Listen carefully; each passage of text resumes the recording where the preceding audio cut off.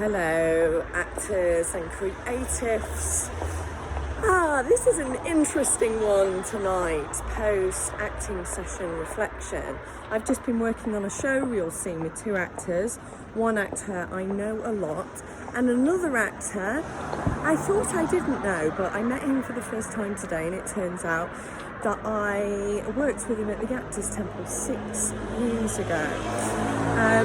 And he started off the session really nervous, very tentative, and it turns out that 6 years ago there was a moment in class where something had happened and he felt he'd made an assumption because of a note that I'd given him that I didn't like him, and it unveiled that he'd been carrying that with him from 6 years ago. And the truth is, I couldn't remember who he was, and I couldn't remember. I know I recognised his face, or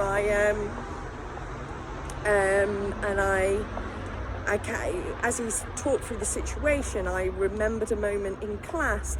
But it was so interesting.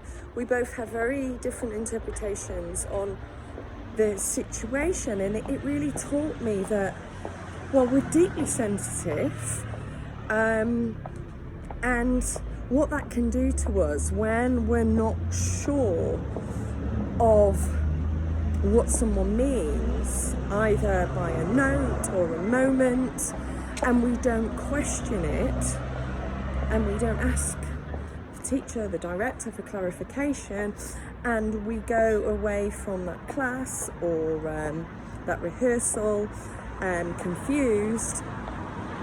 We can sometimes make stories with that, especially if it was like a difficult or an uncomfortable moment or an unclear moment. Then we can then create our own stories, which then leads to barriers in our acting. So we've got to be really conscious of doing this. So, I mean, number one, I would say just be completely open and asked about anything that's unclear to the teacher director. Any good teacher director will happily clarify or talk it through if there's no time in that particular class, certainly afterwards, especially if it is hindering your ability to be free and fully present. If you feel that you can't do this, like, you know, I get it on a busy set, then tell yourself that thing that you're thinking that they think, the director or teacher, what is the facts in that? What is the actual factual evidence you have to support that? And is it possible that that thought that you're having that is debilitating you? Because that's what we're talking about here. This was a very debilitating moment for this actor, and I could see it still lived in his body. If that is debilitating you, kind of what else could be true about